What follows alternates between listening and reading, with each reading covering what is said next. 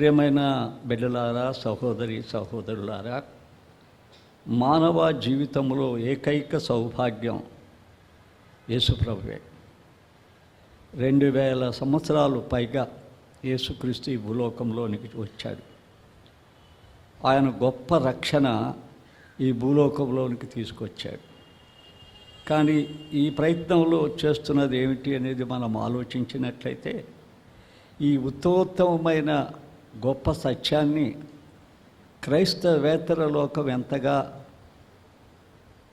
వారు అపార్థం చేసుకున్నారో, ఆయన గ్రహించలేకపోయారో, ఆయన రాకను గురించి తెలుసుకోలేకపోయారో, అదే రీతిగా క్రైస్తవ లోకం కూడా క్రైస్తవేతర లోకానికంటే మరి ఎక్కువగా దాదాపు తప్పిపోయింది. యేసు ఎవరో వారికి తెలియలేదు. చాలామందికి దినాల్లో దాదాపు యేసుని గురించి ఏం ఆశిస్తున్నారంటే, ఆయన రక్షకుడిగా వచ్చి పాపము నుండి విముక్తి చేసి నిత్య జీవితానికి తీసుకునటానికి వచ్చిన ఆయన్ని మన సదుపాయాలకు సంరక్షణకు ఆయన ఉంచుకోవాలని ఆశపడుతూ ఉన్నాం.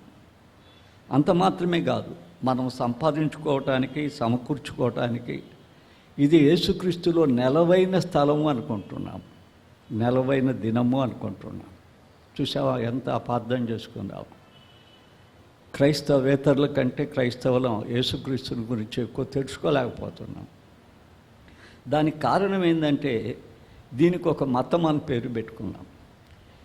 ఈ మత కంపు, మత వాసన, మత వైరం, మత కులం, మత చేష్టాలు అన్నీ కూడా చుట్టుముట్టి మానవుని పరలోకం తీసుకుపోయే దారిలో నుంచి నరకానికి తప్పిపోయాం. పరలోకానికి తీసుకెళ్ళే దారిలో నుంచి నరకానికి తప్పిపోయాం. అది మనం చేసిన గొప్ప పొరపాటుని మనం గ్రహించగలిగితే తిరిగి యేసుని మనం చేరగలుగుతామనేది మనం తెలుసుకోవాలి. ఇప్పుడే కాదు, యేసు ఈ భూలోకంలో ఉన్నప్పుడు కూడా అలానే జరిగింది. యేసు ఒకనాడు దోణిలో వెళ్తున్నాడు, ఆయన నిద్రపోతూ ఉన్నాడు. దోణంతా గాలితో నింపబడింది, గాలి ఎదురు తిరిగింది, సముద్రపు అలలన్నీ పుట్టుకుంటూ ఉన్నాయి. వాళ్ళు లేచి, చింత లేదా ప్రభువా, మేమందరం మరణిస్తాం, చనిపోతున్నాం అని భయపడ్డారు. దేవుడు లేచి వాటిని గద్దించాడు, ఊరుకుండమని వాటికి సెలవిచ్చాడు. అవన్నీ కూడా నిమ్మలించాయి. నిమ్మలించిన తర్వాత మార్కు సువార్తలో చూస్తే 4వ అధ్యాయం 36, 37 చూస్తే వాళ్ళందరూ ఏమనుకుంటున్నారు తెలుసా? గాలి గద్దిస్తే నిలబడింది కదా, ఈయన ఎలాంటి వాడు? గాలి ఈయనకి లోబడింది, ఈయన ఎలాంటి వాడు? ఇది వారి యొక్క మాట. ఆయన వాళ్ళు అర్థం చేసుకోవాలా. ఎలాంటి వాడు? గాలి ఈయనకి లోబడుతుంది, మరణం ఈయనకి లోబడుతుంది, అనేకమైన తుఫాన్లు ఈయనకి లోబడుతున్నాయి. ఆయన అంజూరపు చెట్టును శపిస్తే అప్పటికప్పుడు ఎండిపోతున్నాయి, ఇప్పుడు కూడా ఎండిపోతున్నాయి చెట్లు, జీవితాలు ఎండిపోతున్నాయి. ఆయన ఏది చేస్తే అది జరుగుతుంది భూలోకంలో. ఆయన ఎలాంటి వాడు అంటే, వారికి గ్రహించలేదంటే ఆయన క్రీస్తు అని గ్రహించలేదు, ఆయన దేవుడని గ్రహించలేదు. ఆయన ఏదో అద్భుతాలు చేస్తుంటే తిరగాలనుకుంటున్నారు, ఆశ్చర్యాలు చేయాలంటే తిరగాలనుకుంటున్నాడు. ఆయన ఎలాంటి వాడు అని చెప్పే పదాన్ని మనం చూడగలుగుతున్నాం. ఇంకొకసారి దేవుని వాక్యంలో మనం చూస్తే ఇంకొక సంఘటన మనం చూడగలను. ఇంకా ఏం చూడగలుగుతామంటే, ఆయన అదే సమయంలో ఇంకొక సమయంలో సముద్రంలో ప్రయాణం చేస్తూ ఉంటే, ఈ సముద్రంలో ఏం చేశాడంటే, ఆయన సముద్రంతో మాట్లాడాడంట, నిమ్మలమని మాట్లాడాడంట. ఆయన సముద్రంతో మాట్లాడే దేవుడు. ఆ గాలి అణిగిపోయి నిమ్మలమైందంట. అప్పుడు వెంటనే వాళ్ళు ఏమంటున్నారు తెలుసా? ఈయన ఎవరో అంటున్నాడు. ఎవరో? సముద్రం కూడా మాట్లాడితే లోబడింది, మనిషి మాట్లాడితే లోబట్టాల. దేవుడు సముద్రం లోబడిపోయింది. ఆయన మాట్లాడాడంట సముద్రంతో, ఆ మాట విని లోబడిపోయింది అని ఎలాంటి వాడు అనుకోవటం మనం చూడగలుగుతున్నాం. ఇంకొకసారి యూదులందరూ వచ్చారు. వచ్చి నిన్ను గురించి నువ్వేం చెప్పుకుంటున్నావా అని అడుగుతున్నారు. వాళ్ళకి ఏమీ తెలియటం లేదు, యేసు ఎవరో తెలియటం లేదు. వాళ్ళు రొట్టెలు 5 రొట్టెలు 2 చేపలు విడిచిపెడితే తింటున్నారు, అద్భుతాలు చేస్తే యేసుతో తిరుగుతున్నారు. ఆయన ఎవరో వారికి తెలియటం లేదు. చూసారా ఎంతగా యేసుని వెంబడిస్తూ కూడా యేసుని తెలియని వారు ఉన్నారు. ఈనాడు కూడా అంతే. యేసు మనకు తెలుసా? యేసు మనం ఎరిగి ఉన్నామా? యేసు మనం మరణం నుంచి పరలోకాన్ని తీసుకుపోయాడు, వచ్చాడని తెలుసా? ఆదృశ్య దేవుడిగా ప్రతి నిమిషం నన్ను చూస్తున్నాడు అనేది మనకు తెలుసా? ఈరోజు తెలియకపోతే వేషధారులం అయిపోతాం, అగ్ని పాలవుతాం. అది మన స్థితి. ఆయన ఎవరు, అసలు ఎందుకు వచ్చాడు అనే సంగతి మనకు తెలియటం చాలా ప్రాముఖ్యమైనదని మనం నేర్చుకోవాల్సిన వారమై ఉన్నాం. అంత మాత్రమే కాదు, ఒకసారి యేసుక్రీస్తు మార్కు సువార్తలో చూస్తే 10వ అధ్యాయంలో ఆ బర్తిమయి అనే గుడ్డివాడు, ఆయన యేసుక్రీస్తుతో పాటు అనేక మంది జనం వస్తున్నారు. యేసుని వారు వెంబడిస్తున్నారు. యేసు వారితో ఉన్నాడు. యేసు ఆ సమాజానికి అధికారి. ఆయనతో వారు ప్రయాణమై వెళ్తున్నారు. కానీ వాడికి ఏమని అనిపించిందో తెలుసా? నజరేయుడు అని చెప్తున్నారు యేసుని గురించి. నజరేయుడు అని చెప్తున్నారు. యేసు ఎవరు వాళ్ళకి తెలియటం లేదు. నజరేయుడు అని విని వచ్చింది ఆయనకి. వాళ్ళు మాట్లాడుతుంటే ఏమని వచ్చిందంటే నజరేయుడు అంటే నజరేయుడు అంటే ఏంది బైబిల్లో చెప్పగలరా? నజరేతులో నుండి ఏ మంచిది రాదు. యేసుతో ఉండి ఎంత కపటంగా నటిస్తున్నారో చూడండి. యేసుని వెంబడిస్తున్నారు, యేసుతో తింటున్నారు, యేసుతో ఉంటున్నారు. యేసు ఎక్కడుంటే అక్కడ ఉంటున్నారు. యేసు సముద్రం దగ్గరికి పోతే సముద్రం దగ్గరికి పోతున్నారు. రూపాంతర కొండకు పోతే ఆ కొండ చుట్టూ ఉన్నారు వాళ్ళు. కానీ యేసు ఎవరే అంటే, మీ యేసు ప్రభు ఎవరే అంటే ఆయన నజరేయుడయ్యా అని చెప్తున్నాడు. ఆ గుడ్డివాడు ఏం చెప్పాడో తెలుసా? నజరేయుడు అన్నాడా? అనలేదు. ఆయన అనలేదు. రక్షక అంటాడు, రాజా అంటాడు, రాజా ఏషా అంటాడు. నా సింహాసనం మీద, నా హృదయ సింహాసనం మీద కూర్చో, నా హృదయంలో ఉన్న సాతాన్నంత పారద్రోలు. చూసావా, మానవుల్లో చాలామంది కళ్ళు ఉన్నాయని గుడ్డివారిగా మారిపోయారు. గుడ్డివాడు ఒక్కడే యేసుని గుర్తించాడు. ఆయన రక్షకుడు, ఆయన నా నేత్రాలు ఇస్తాడు అని గుర్తించాడు. ఇంకా అలా చెప్పుకుంటా పోతుంటే యేసుని ఈ లోకంలో ఉన్నప్పుడే చాలామంది గ్రహించలేని గుడ్డితనం ఉంది వాళ్ళకి. మతాంధకారం ఉంది, ధనాధికారం ఉంది. కానీ యేసు లేకుండా నిత్య నరకానికి ఏ క్షణమైనా పోవటానికి సిద్ధంగా ఉన్నారు. పిలాతు ఎంత తప్పు పని చేశాడు. ఈ మనుష్యుడు అంటాడు ఆయన్ని, ఈ మనుష్యుడు అని ఏమంటాడో తెలుసా? పెద్దగా చాలా పెద్ద మాట మాట్లాడతాడు. క్రీస్తు అనబడిన యేసుని నేనేం చేయాలని అడుగుతాడు. ఈ మనుషుని నేనేం చేయాలి? చూసారా, న్యాయాధిపతి న్యాయం చెప్పలేక ప్రజల చేత న్యాయం చెప్పించే దౌర్భాగ్య స్థితి ఏర్పడింది. అయితే ఇప్పుడు యేసుప్రభు అడుగుతున్నాడు. అప్పుడు యేసుప్రభుని గురించి వాళ్ళు మాట్లాడారు, ఇప్పుడు యేసుప్రభు మాట్లాడుతున్నాడు. దమస్కా మార్గంలోకి యేసుప్రభు వెళ్తున్నాడు. ఆ మార్గంలో వెళ్తున్న సౌలుని చూశాడు. ఆయన అదృశ్య దేవుడిగా అక్కడే ఉన్నాడు. మంచి వెలుగు కలిగించింది. సౌలా సౌలా నీవేళ నన్ను హింసించుచున్నావు. ముని కొలకి ఎదురుతంటే బాగుంటుందా అంటాడు. అంటే ఏంది? నాగలికి ఎదురుతన్నటం ఆయన ఎదిరించటం. ఎప్పుడన్నా అర్థం చేసుకున్నారా? యేసుక్రీస్తు అప్పుడు ఉన్నాడా? యేసుక్రీస్తు పౌలు ఉన్నప్పుడు లేడే? ఎక్కడున్నాడు యేసుక్రీస్తు? ఏముంది యేసుక్రీస్తు? స్వరక్త మధ్య కొన్న సంఘం ఉంది. ఆ సంఘం ఏంటో తెలుసా? దేవుని శరీరం, అది దేవుని బాడీ. ఆ సంఘానికి అధికారి ఎవరు? శిరస్సు ఎవరు? ఆయన. చూస్తారు ఎప్పుడు? కొలసి 1 తీయండి, 1వ అధ్యాయం 17 నుంచి చూద్దామా. ఆయన అన్నిటికంటే ముందుగా ఉన్నవాడు, ఆయనే సమస్తమునకు ఆధారపూచుడు. సంఘము అను శరీరమునకు ఆయనే. సంఘము అను శరీరానికి సౌతల ఒకసారి అందరూ 18. సంఘము అను శరీరమునకు ఆయన శిరస్సు. ఆయన అన్నిటిలో పామృత్యత కలుగు నిమిత్తం ఆయన ఆది అయి ఉండి మృతుల్లో నుండి లేచుటలో ఆది సంభూతుడాయను. సంఘానికి ఎవరు శిరస్సు? ఎవరు? ఆయన. సౌలు ఏం చేస్తున్నాడు? సంఘాన్ని హింసిస్తున్నాడు, సంఘాన్ని పాడు చేస్తున్నాడు, సంఘాన్ని ధ్వంసం చేస్తున్నాడు. నాశనం చేస్తున్నాడు. సిరియా పట్టణంలో దమస్కోలో కూడా ఒక సంఘం ఉందని తెలిసి ఆ సంఘాన్ని కూడా తగలబెట్టాలనుకుంటున్నాడు. ఏం చెప్తున్నాడంటే, నీవు చేసే పని ఎలాంటిదో తెలుసా? ఇదిగో నాగలికి ఎదురు తన్నుతున్నావు. నాగలికి సౌలా సౌలా నువ్వేం చేస్తున్నావు? ఒకవేళ ఇప్పుడు ప్రభుదాస్ నువ్వేం చేస్తున్నావు అని నన్ను అడిగితే నేనేం చెప్పాలా? సంఘానికి ఏం చేశాను చెప్పాలా? ఏది సంఘాన్ని అభివృద్ధి పరిచానని చెప్పాలా? ఏది నా వలన సంఘం పాడవుతుందని చెప్పాలా? ఆయన నిన్ను ప్రశ్నిస్తున్నాడు. ఊరికపోడు, అగ్నిలేసి చంపే దేవుడు ఆయన ఉగ్రదేవుడు. కనిపించే చెట్టునే ఏ విధంగా నాశనం చేశాడో కనిపించే మనిషినే నాశనం చేయగలిగిన వాడు ఆయన. ఎండిపోయి చేయగలిగిన వాడు ఆయన. ఎండిపోయి చేసే రీతి కలిగిన వాడు ఆయన. అలాంటి ఉగ్రుడు ఆయన మనం తెలుసుకుంటున్నామేమో. మన దేవుడు చూస్తూ గమ్మునుంటాడు, మనల్ని ప్రేమిస్తాడు అనుకోకూడదు. ప్రభుదాసుని ఇటే ప్రభుదాసుని ఎండజేసే దేవుడు ఆయన. ఎండబెట్టి వాడబెట్టి మార్చే దేవుడు ఆయన.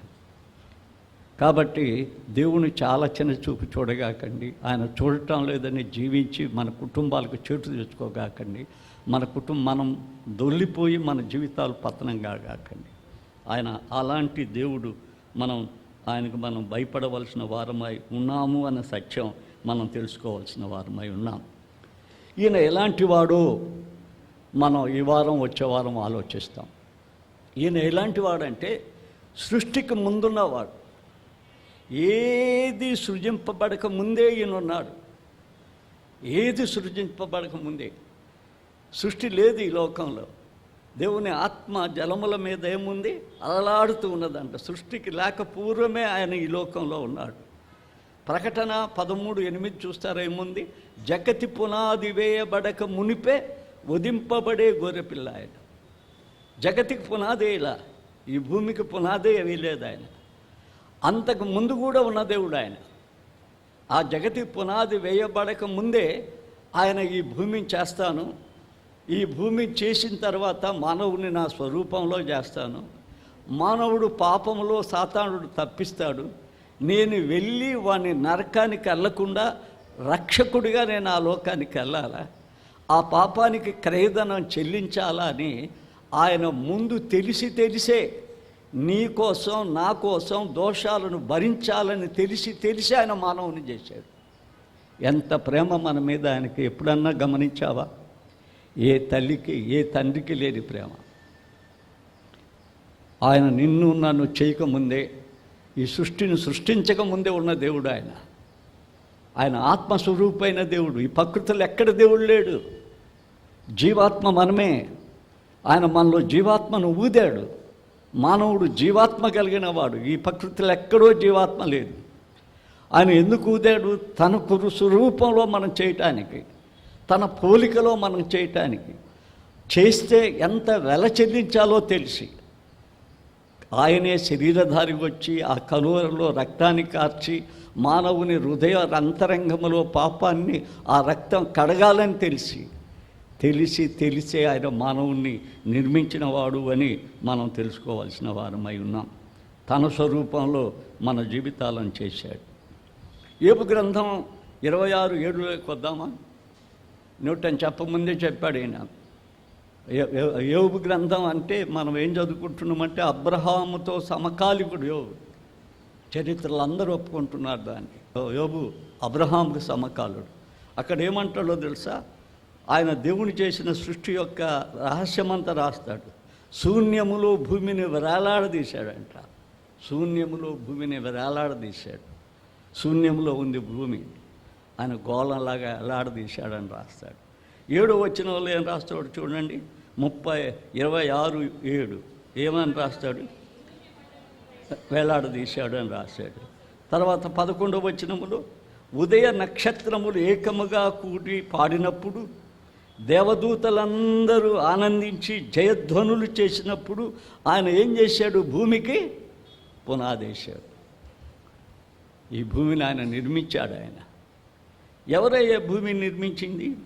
ఎవరు ఈ భూమిని చేసింది? దేవుడే యేసు. చూడండి కొలసి పత్రికలు ఎంత బాగా రాస్తాడో చూడండి. ఆయనే ఈ సృష్టి, ఆయన లేకుండా ఏమీ జరగలేదు. ఈ సృష్టి ఆయన లేకుండా ఏమీ జరగలేదు. కొలసి పత్రిక 1:15లోకి వద్దాం.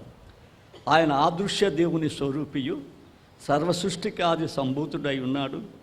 ఏలయనగా ఆకాశమందున్నవియు భూమి అందున్నయు దృశ్యమైనవి కానీ అదృశ్యమైనవి కానీ, అవి సింహాసనములైన ప్రభుత్వములైన ప్రధానులైన అధికారులైన సర్వము ఆయన యందు సృజించబడెను. సర్వము ఆయన ద్వారా ఆయనను బట్టి సృజించబడెను. ఆయన అన్నిటికంటే ముందుగా ఉన్నవాడు, ఆయనే సమస్తమునకు ఆధారభూతుడు. అది యేసు ఎవరు అంటే ఖచ్చితంగా చాలామందికి తెలియదు. ఆయన సృష్టికర్త. ఆయన లేకుండా ఏమీ జరగలేదు. ఆ సృష్టికర్త ఈ భూమిని నిర్మించక ముందే మానవుని చేయాలని ఆశ ఉంది ఆయనకి. అంతకుముందు సృష్టి ఫెయిల్ అయింది. ఏది దేవదూతల సృష్టి ఫెయిల్ అయింది. వాళ్ళు అక్రమం చేసి అన్యాయం చేసి భూలోకంలో పడద్రోయబడ్డారు. వాళ్ళు పాతాళానికి తొక్కివేయటానికి వారితో కూడా చాలామంది మనం పోవాలా. వాడు చాలామందిని మనల్ని మోసం చేస్తున్నాడు. దేవునిలో ఉండే, దేవుని మందిరంలో ఉండే, దేవుని ప్రజలు కాకుండా చేస్తున్నాడు. ఆయనతో ఉండే, ఆయనతో చేస్తే తోడేళ్ళమై ఉండి లోపల క్రూరత్వం ఉండి బయటికి గొర్రెబొచ్చు కప్పుకునే వాళ్ళకి తయారు చేస్తున్నాడు మనల్ని కూడా దేవుడు ఏం చేస్తున్నాడు అంటే ఎట్లయినా రక్షించబడతాడు అని జీవిత కాలం పొడుగు చేస్తున్నాడు. ఇంకా దేవుళ్ళకి వస్తాడు, నరకంలో వీడిని వేయకూడదన్న దృష్టిలో ఆయన బహు ఉగ్రుడు. జలప్రళయంతోనే మానవ జాతినంతా కాజేసినవాడు, జలప్రళయంతోనే. ఇంకా రెండవ రాకడ ఇంకా భయంకరమైనది తెలుసా? సొదొమ గొమొర వాళ్ళని కాల్చేస్తాడు. సొదొమ గొమొరలాగా కాల్చేస్తాడు. ఆ కాల్చేయక ముందు మానవ ప్రపంచాన్ని ఆయన కాపాడాలని ఎన్ని ప్రయత్నాలు చేస్తున్నాడు. 2వ పేతురు పత్రిక చూస్తారా? మళ్ళీ ఒకసారి చూడండి. అది సమీపం వచ్చింది, ఆ కాల్చటం సమీపంగా వచ్చింది. 2వ పేతురు 3వ అధ్యాయం 10వ వచనం. అయితే ప్రభువు దినం దొంగ వచ్చినట్లుగా వచ్చును. ఆ దినం ఆకాశం మహాధ్వనితో గతించిపోవును, పంచభూతములు మికుటమైన వేంద్రముతో లయమైపోవును, భూమి దాని మీద ఉన్న కృత్యములు కాలిపోవును. ఇవన్నీ ఇట్లు లయమైపోయి కనుక ఆకాశము రవులుకొని లయమైపోవునట్టి పంచభూతములు మహావేంద్రముతో కరిగిపోవునట్టి దేవుని దినపు రాకడా వచ్చుచున్నది. చూసావా? ఈ ఎండ వేడి మీద తట్టుకుంటున్నామా? ఎంతమంది చచ్చిపోయారు? మన 50 సంవత్సరాల అతను కూడా ఒకటి చనిపోయాడంట. ఇంకా 5 సంవత్సరాల వరకు వేడి ఎక్కుతూనే ఉంది కానీ తగ్గదంట. ఈ వేడికే తగ్గటంలే, ఈ వేడే భరించలేకపోతున్నారు. ఇంకా ఎక్కువ అవుతుంది. 45/50 అవుద్ది, 50/55 అవుద్ది. మానవుని పాపం విస్తరించడమే కాదు, దేవునితో పాపం చేస్తున్నాడు మానవుడు. దేవుడిచ్చిన పనులు దేవుని బిడ్డలతో కలిసి చేయకుండా దానిలో అహంకారము, అహము, అవిధేయత కలిగి ఆ పనులను పాడు చేస్తున్నారు. ఇంకా ఆ పనులను పాడు చేసేస్తున్నారు. ఆయన సృష్టికర్త, ఆయన సృష్టాన్ని సృష్టించిన ఆయన సమస్తము చేసిన దేవుడు. ఆయన సామాన్యంగా యేసుక్రీస్తు ఏదో బాలుడిగా వచ్చాడు, భూలోకంలో జన్మించాడు అనేది లేదు. ఇప్పుడు చూసాం మనం సృష్టికి ముందున్నాడు, ఎక్కడున్నాడు, ఎట్టొచ్చాడు, ఇప్పటి వరకు చూసాం మనం. ఇంకా ఆయన చెప్పిన మాటలు చూద్దాం. ఆయన ఏం చెప్తాడు? అబ్రహాముని గురించి మాట్లాడతాడు. అబ్రహాం ఉండకముందే నేను ఉన్నానంటాడు. ఒక్కసారి యోహాను సువార్తకు పోతే అందులో మనం కొన్ని వచనాలు మనం చూద్దాం. 8 నుంచి 56 వరకు మనం చూస్తే ఏం చెప్తాడో చూడండి. 56 వరకు. మీ తండ్రి అయిన అబ్రహాం నా దినములు చూస్తున్నది మిగులు ఆనందించాను, అది చూచి సంతోషించాను. చూశారు? ఆయన కూడా చూసి సంతోషించాడు. అందుకు యూదులు, నీకు ఇంకనూ 50 సంవత్సరమైనా లేవు, నీవు అబ్రహామును చూచితవని ఆయన్ను చెప్పగా, యేసు అబ్రహాము పుట్టక మునిపే నేను ఉన్నానని మీతో నిశ్చయముగా చెప్పుచున్నాను.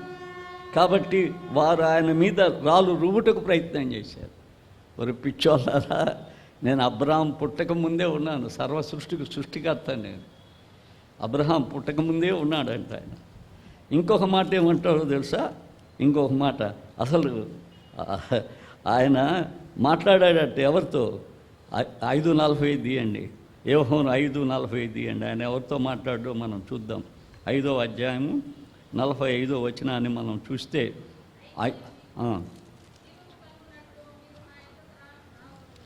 5వ అధ్యాయము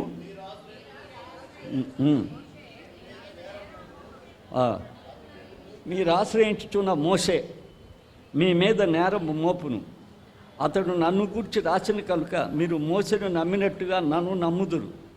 మీరితని లేఖనములో నమ్మని ఎడలా ఎలగరు. చూసారా, ఇప్పటికీ కూడా క్రైస్తవులు బైబిల్ని నమ్మటం లేదు. మన కాన్స్టిట్యూషన్ బైబిల్లో ఉన్నట్టు చేయకపోతే శిక్ష, నీకు 2 శిక్ష. బైబిల్ మన కాన్స్టిట్యూషన్, బైబిల్ మన జీవనోపాధి. మోసేకు కూడా చెప్పాడు ఆయన, అబ్రహాం పుట్టక ముందు ఆయన, ఈ భూమి లేకముందే నేను ఉన్నానంటాడు ఆయన. యోహోనే తీద్దాం, యోహోను తీయండి 8వ అధ్యాయం. ఇంకొక మాట చెప్తాడు ఆయన, మంచి మాట చెప్తాడు. ఏం చెప్తాడో చూడండి, 23 నుంచి చూడండి ఏమంటాడు ఆయన. అప్పుడు ఆయన 8:23, అప్పుడు ఆయన మీరు కిందివారు, నేను పైనున్నవాడను. మీరు ఈ లోక సంబంధులు, నేను ఈ లోక సంబంధుని కాను. కాగా మీ పాపములో నుండి మీరు చనిపోవుదురని మీతో చెప్పి తిని, నేను ఆయనను మీరు విశ్వసించనందున మీరు మీ పాపములోనే ఉండి చనిపోవుదురని వారితో చెప్పాను. పాపములు కడగటానికి వచ్చిన నేను, పాపములను కడిగే నా మందిరం, వాటిని వాడక నువ్వు వేటి వాడినట్టయితే నిత్యము చనిపోవటం, నరకానికి వెళ్ళిపోతాడు. అబ్రహాం ముందున్నా నేను మోషేకు నా న్యాయ విధులు చెప్పాను. యేసుక్రీస్తు ఇక్కడ పుట్టిన జన్మదినాలతో ఆయన జన్మం ప్రారంభం కాలేదు. అన్యులు ఎలా అపార్థం చేసుకున్నారో క్రైస్తవులు అలా అపార్థం చేసుకుంటున్నారు. ఆయన ఆరాధించడానికి ఒక మతం ఉంది, ఒక మందిరం ఉంది. ఆయన ఎక్కడ చూస్తాడో ఆయన చూడు. మనం ఏమైనా చేయొచ్చు, మన ఛాన్స్ వచ్చినప్పుడు ఎట్టయినా జీవించవచ్చు అనుకోవచ్చు. కానీ ఆయన చూచే దేవుడు, ఆయన చూచే దేవుడు. ఆయన భూమిని అలాడు చేశాడు, ఎట్ట చేశాడో అవన్నీ మనం ఈ దినం దేవుని వాక్యంలో మనం చూస్తూ ఉన్నాం. ఆయన చూచే దేవుడని మనం ఖచ్చితంగా తెలుసుకోవాలి. కాబట్టి ప్రియమైన బిడ్డలారా, ఆయన సృష్టికి ముందున్న దేవుడు, ఆయన సృష్టికి ముందున్న దేవుడు. ఆయన లేకుండా ఈ సృష్టిలో ఏమీ జరగలేదంటాడు అపోస్తుడైన పౌలు కొలసి పత్రికలో. ఏమీ జరగలేదు, సమస్తం ఆయనే నిర్మించాడు. ఆయన ఆది సంభూతుడు. ఆయన ఏం చేశాడు అంటే, నరుణ్ణి చేయకముందే, జగత్తు పునాది వేయమడుకు ముందే మానవుని కోసం తన రక్తాన్ని కాల్చాలని తెలిసే మానవుని చేశాడు. మానవుని విడిపించడానికి వస్తే మానవుడు విడుదల పొందక, విమోచన పొందక, విశ్వసించక, ఆయనని కాకుండా తమ ఇష్ట ప్రకారంగా సంచరిస్తూ ఉంటే దేవుడు ఏం చేస్తాడు? ఇంకా అగ్ని లేస్తాడు. సొదొమ గొమొర్రా లాగా పెద్ద అగ్నిగుండం పెట్టబోతున్నాడు ఈ భూలోకంలో. 2 పేతురు 3వ అధ్యాయం 10వ వచనం. జాగ్రత్త బిడ్డలారా, సృష్టికర్త అయిన దేవుణ్ణి హృదయపూర్వకంగా సృష్టించాను. చరిత్రలో క్రీస్తు కనపడుతున్నాడు. సృష్టిలోనే కాదు, చరిత్రలో కూడా ఆయన ప్రతిబింబాలు కనపడతా ఉన్నాయి. చూద్దాం మనం. ఆదాము అవ్వలు తప్పు చేసినప్పుడు, చెట్టు చాటును దాక్కున్నప్పుడు ఆయన వచ్చాడు. మానవుని ఏమి శిక్షించాడే కానీ ఏమి శపించలేదు. తన స్వరూపంలో చేయబడ్డ మానవుడు పొరపాటు చేశాడు, సరిచేయాలనుకుంటున్నాడు. చాలాసార్లు సరిగా లేదు. కొంతమంది 40 సంవత్సరాలు చర్చికి వచ్చినా సరిగా లేదు. చర్చి వాళ్ళ తాతలదైనా సరిగా లేదు. మామూలు ఏం చేశాడో చెప్పండి. ఒక ఆయన అన్నాడు, రాజారత్నం అనే ఒక ఆయన, మేము ఇది గుడంతా ఉంది అన్నాడు. ఏమైందో నాకు ఒక్కసారి మీ ఇంటి చరిత్ర అంతా చూసుకొని చెప్పమన్నాను నేను. ఏమైంది, ఏమైపోయారు, ఎట్టపోయారు, వాళ్ళు జాతి అయింది, వాళ్ళ పిల్లలు ఏంది, ఎక్కడ ఉన్నారు? శూన్యం. కుమారులు చెడిపోయారు, అందరూ చనిపోయారు. ఆయన చనిపోయేటప్పుడంట, విక్టర్ ఏమనుకోవద్దు, ఆయన చనిపోయేటప్పుడు కర్నూలు ఆత్మకూరు సెక్రటరీ చనిపోయాడని బూస్ట్ పెట్టాలంట. ఆయన పిచ్చోడ పల్లె రాజరత్నం. యేసుక్రీస్తు బిడ్డని పూడ్చిపెట్టారా పరలోకానికి పోయేది. యేసు ప్రభు బిడ్డని పూడ్చిపెడితేనే పరలోకానికి పోతాడు. ఈ కిరీటాలేంది? పాస్టర్ ప్రభుదాస్ చనిపోయాడని పూడ్చిపెట్టిన పోడు. పాస్టర్ ప్రభుదాస్ చనిపోయాడని బుడ్చిపెట్టిన పోను నేను యేసుని ఎరుగుంటేనే పోతా, యేసుని తెలుసుంటేనే పోతా. కాబట్టి ఈ కిరీటాలు ఇవన్నీ కూడా పోవు.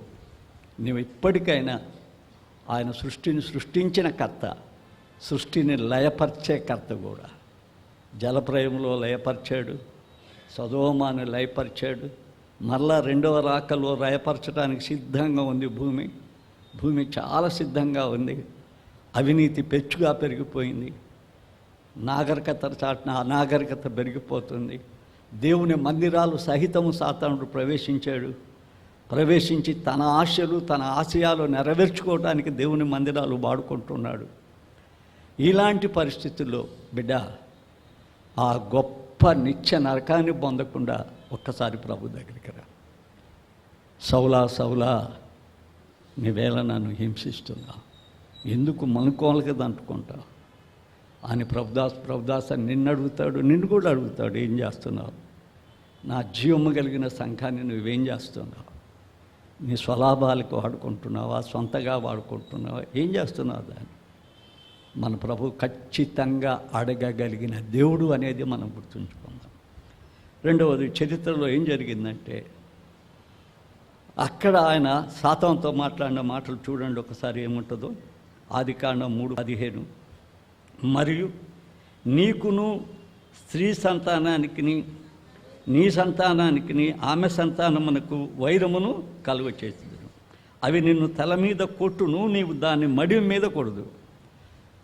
అది యేసుప్రభుని శిక్షించింది కూడా చూపించాడు, దాన్ని తల తొక్కేస్తాడంట. నిజంగా నీవు నేను యేసుక్రీస్తులోనికి పరిపూర్ణులమైనప్పుడు, బిడ్డలారా నేను పెద్ద భక్తునని చెప్పడం లేదు, నేను తప్పిపోయి పడిపోయి పతనమయ్యి ఆ పతనమైన గుంటలో నుంచి లేచిన వాడిని నేను కూడా. అందరం అలాంటి వాళ్ళమే, ఎవడు తప్పిపోని వాడు లేనే లేడు భూలోకంలో, అందరం పడిపోయిన వాళ్ళమే.